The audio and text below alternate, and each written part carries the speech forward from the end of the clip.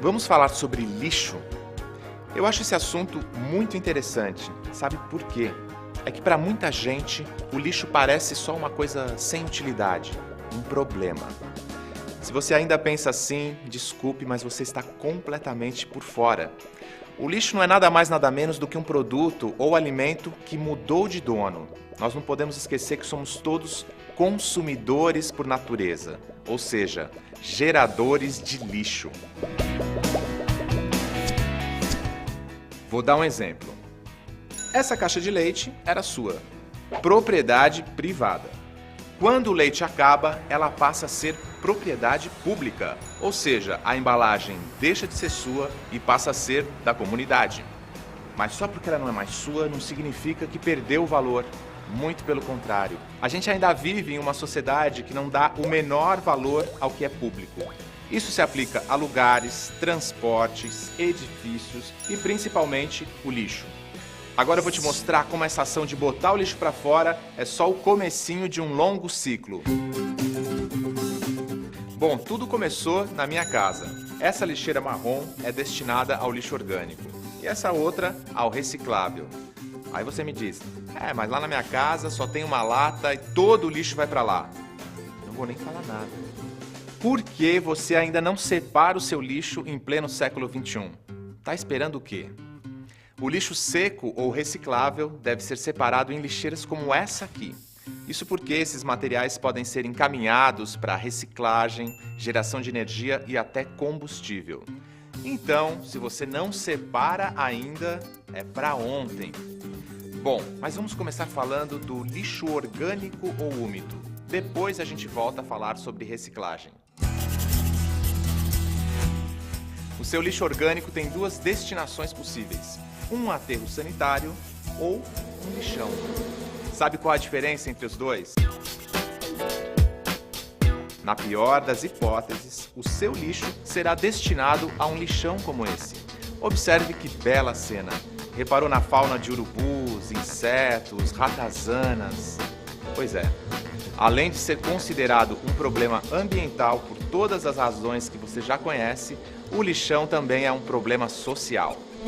Por mais difícil que possa parecer, ele é usado como fonte de sobrevivência para milhares de pessoas em situação de pobreza que tiram dali sua alimentação e até a sua renda. Muitas pessoas que vivem nos arredores dos lixões também estão sujeitas a diversos riscos, como doenças e infecções. Eu nem preciso dizer de novo que o lixão é a pior destinação possível para o lixo sob qualquer ponto de vista, né? Mas calma, nem tudo está perdido. A outra destinação possível para o seu lixo orgânico é o aterro sanitário. Aqui são tomadas todas as precauções para a preservação do ambiente. Está vendo algum urubu ou rato por aqui? Pois é, nem eu. Primeiramente, o solo é nivelado e compactado. Entre o local de disposição do lixo e o solo, é colocada uma manta de polietileno de alta densidade. Esta manta evita que o chorume entre em contato com o solo, causando sua contaminação e a da água no lençol freático. O lixo recebido é compactado com o auxílio de tratores e periodicamente é coberto com terra para evitar o mau cheiro e a atração de insetos e animais. Em cada camada de lixo são construídos drenos para chorume e biogás. Estas tubulações transportam os líquidos e os gases para serem tratados e reaproveitados. O chorume pode se transformar em água de reuso e os gases em biogás, que é queimado para não poluir o ar, ou pode também gerar energia elétrica, dependendo do processo a que é submetido. Tá vendo? Ao mesmo tempo que o lixo pode ser um problema, causando doenças, poluição e contaminação do ambiente, também pode ser parte da solução quando bem tratado. Tudo depende do valor que agregamos a ele. O lixo não pode ser desvalorizado pelas pessoas. E por falar nisso, lembra do lixo seco ou reciclável? Então, estes resíduos são encaminhados às centrais de triagem de resíduos, onde passam por um processo chamado de valorização ou reciclagem. Lá, eles são transformados em diferentes objetos, embalagens ou utensílios. O lixo que você achava que ia para lugar nenhum pode voltar para você de uma forma positiva. Por isso que eu vou falar só mais uma vez. Separe o lixo orgânico do reciclável.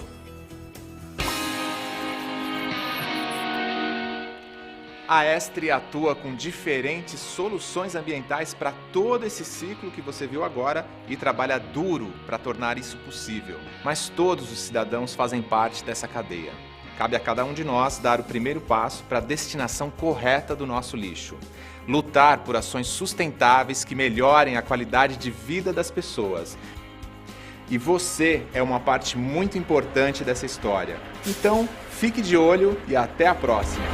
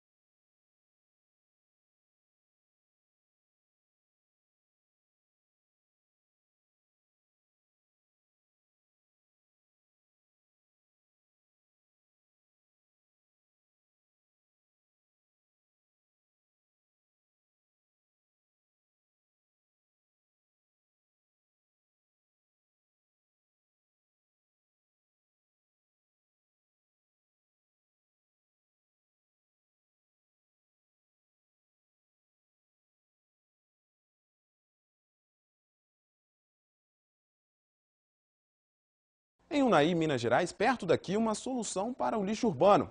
Uma usina de lá, além de reciclar o lixo, ainda pode gerar energia. A reportagem é de Mônica Carvalho.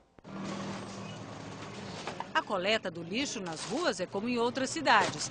Um caminhão e garis correndo de um lado para o outro, pegando sacos e sacos de tudo que não tem mais utilidade para os moradores. Se tiver no monte, nós joga dentro do caminhão. Nessa hora você não separa nada? Nada. A diferença começa agora, com o destino do lixo. Parte dele segue no caminhão até esta usina de processamento de resíduos urbanos, que está sendo testada pela Prefeitura de Unai. O lixo que foi recolhido das ruas é jogado dentro de um silo, do jeito que está, sem nenhuma separação de materiais. Cai tudo ali. A gente vai conversar agora com Railton Lima, que é o inventor dessa usina de processamento de resíduos urbanos. Ele que criou esse processo. Ele veio lá de Sergipe, ele mora em Sergipe e veio aqui para Unai, Minas Gerais, para conversar com a gente, para explicar como funciona, né, Railton? Nós temos aqui uma capacidade de 500 metros cúbicos. Todo o processo é automatizado. E uma vez que o lixo é colocado na moega, nenhuma mão humana é necessário mais tocar nele. A velocidade da esteira pode ser controlada de acordo com a umidade do lixo. Se estiver muito molhado, pode subir mais rápido até o forno. Como a gente está em época de seca, esse lixo que está saindo aqui para a esteira, ele também está muito seco. Então não é possível ver o chorume, que é aquele líquido que faz parte do lixo e que normalmente contamina o solo nos lixões urbanos. No caso dessa usina, o Railton vai mostrar para a gente que esse chorume, esse líquido, tem uma destinação, tem um lugar certo para ele, não é isso, Railton? Sim.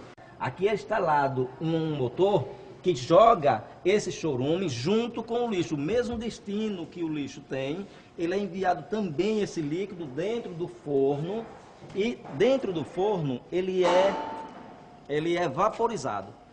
Para evitar que o gás poluente saísse pela chaminé, foi usado um destilador para dar ao gás a forma líquida, depois de sair do forno.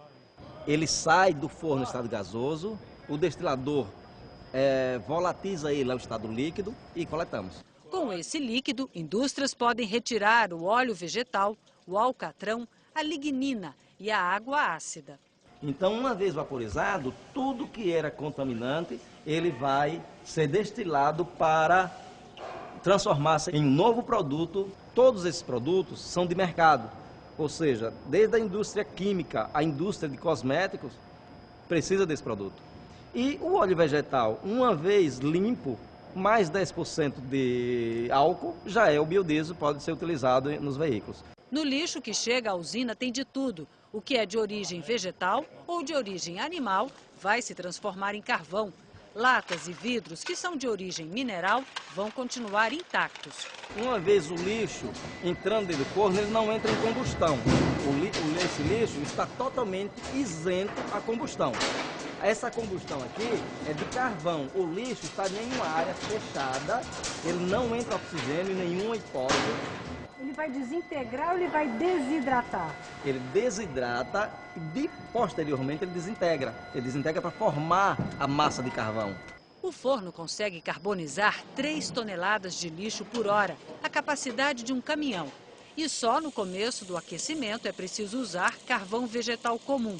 Depois, 10% do carvão produzido a partir do lixo serão suficientes para manter a temperatura a 800 graus centígrados. Significa que o forno irá gerar seu próprio combustível. Nós colocamos uma média de 1.500 quilos de lixo e o resultado é esse aqui. Nós temos aqui frascos de desodorante limpo, sem o rótulo, que o rótulo foi carbonizado. Nós temos aqui latas de leite condensado, onde todo o rótulo também foi carbonizado. E nós temos aqui este carvão que foi carbonizado a partir do vegetal e qualquer sobra de resíduo animal também. Como você pode ver, todos os derivados de minério, ele sai inteiro. Ele sai pronto para reciclagem. Quer dizer, ele não derrete lá dentro, né, Railton? Nenhuma hipótese. Aço para o aço, alumínio para o alumínio, vidro para o vidro, cobre para o cobre e assim vai. E o que sobra do vegetal ou animal é esse resultado aqui. O pó de carvão toma forma e é um dos 5 produtos retirados do forno da usina. O carvão produzido na usina de carbonização de resíduos de Unai pode ser vendido a siderúrgicas. Mas os planos da direção da empresa vão além. Querem usar o carvão para abastecer uma termoelétrica e gerar energia de volta para 10 mil famílias da mesma cidade. A termoelétrica está sendo montada ao lado da usina de carbonização e seu inventor garante que ela será mais eficiente e sustentável que uma térmica tradicional. Provavelmente daqui, no máximo em 2, 3 meses, nós estaremos com esta unidade pronta, funcionando e gerando energia para as comunidades vizinhas. Uma cidade com 100 mil habitantes, ela pode alimentar até 40% da energia consumida na cidade. Dentro desse processo, usina, processamento de carvão e termoelétrica. Interessante, né? A termoelétrica que está sendo construída em Unai vai produzir energia a R$ 130 o megawatt. Numa termoelétrica tradicional, o custo é de R$ 1.600 em média.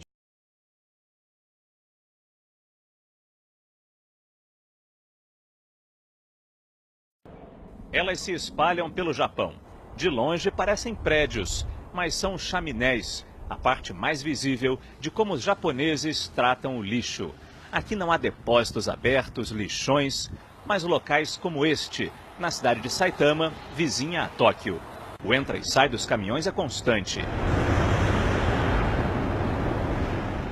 Trazem lixo dos bairros ao redor, quase 400 toneladas por dia. Os moradores já separam em casa o que é orgânico do que é reciclável. Cada caminhão traz um tipo de lixo, tratados de forma diferente. Por trás dessas portas fica o depósito de lixo orgânico. Quando os caminhões descarregam, é que descobrimos o tamanho do desafio. Enorme! Tudo que chega aqui é controlado de uma sala de vidro.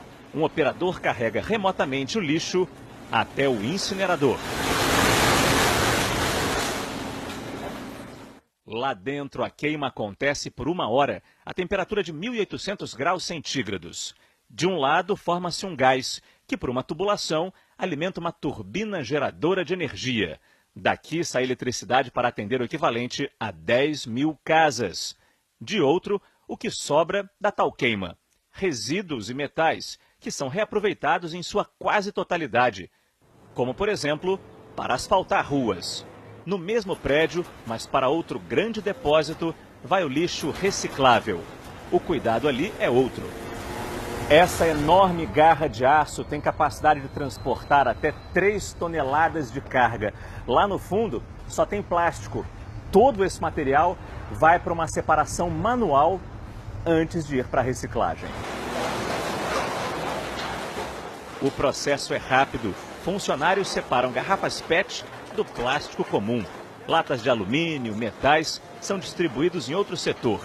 E no final, tudo já sai embalado, limpo, pronto para ser vendido para centros de reciclagem. Assim, do total de lixo que chega a esta usina, apenas 4% não rendem nada. Mas só até agora.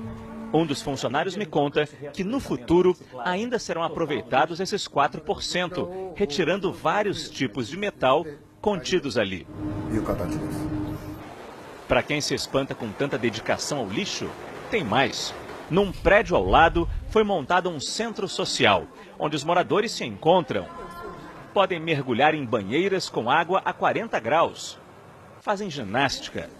Tudo funciona com a energia gerada lá na turbina do lixo. O senhor Ishikawa, de 70 anos, vem aqui quase todo dia e diz que essa é uma boa iniciativa para aproveitar o lixo e manter os idosos saudáveis. O japonês aprende que quando se trata de lixo, nada pode ser desperdiçado.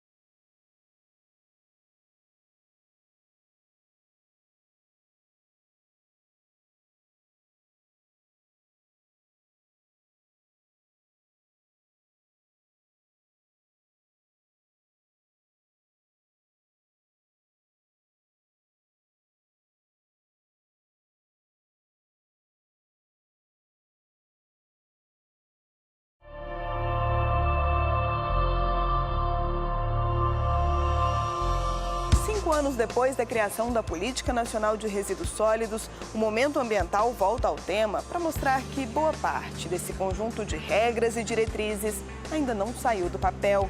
Uma pesquisa recente ajuda a entender o comportamento da população e destaca o mau exemplo de Brasília. O que acontece aqui na capital federal é a prova de que ainda temos um longo caminho pela frente.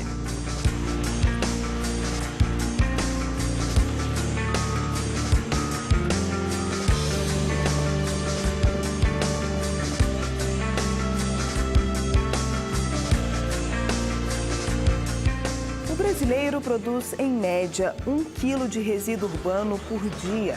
Em 11 anos, a produção de lixo cresceu 29%.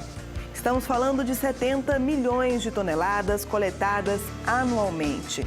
Os números foram publicados em 2015 pela Associação Brasileira de Empresas de Resíduos Especiais. Existe uma equação mundial que ainda não conseguimos desvincular, que é quanto mais rico e mais desenvolvido um povo, mais resíduo esse povo gera. Para se ter uma ideia, 30 milhões de toneladas por ano que vão para locais inadequados afetam cerca de 40% da população brasileira. Os lugares inadequados são aterros controlados, improvisados e os lixões. A Política Nacional de Resíduos Sólidos previa o fim desses espaços até 2014. Todos os municípios deveriam ter construído aterros sanitários ou se organizado em consórcio para resolver o problema. Mas algumas cidades seguiram um caminho inverso. Brasília, por exemplo, tem o maior lixão a céu aberto da América Latina, o 5º maior do mundo.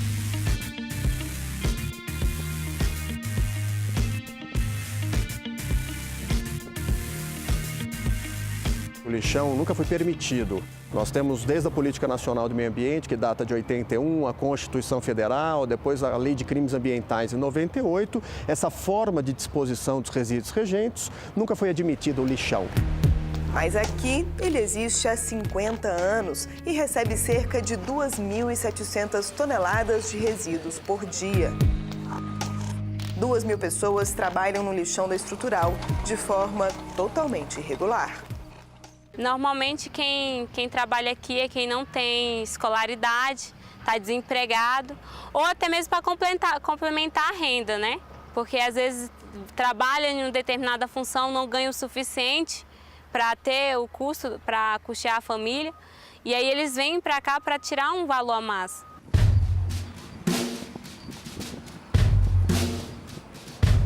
Algumas dessas famílias já estão na 3ª geração de catadores.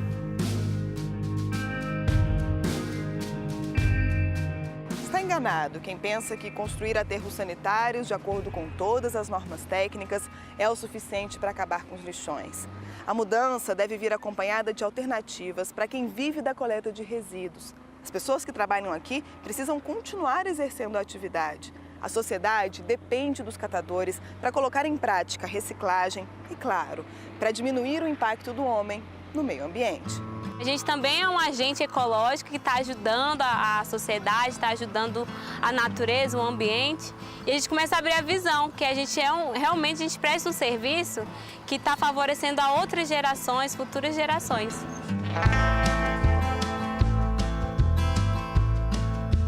Os centros de triagem são os espaços ideais para receber essa mão de obra. No Distrito Federal, a promessa do governo é construir 12 prédios até o fim de 2016. O funcionamento será parecido com o deste galpão em Curitiba. Esteiras, uniformes, equipamentos de segurança e trabalhadores longe da informalidade.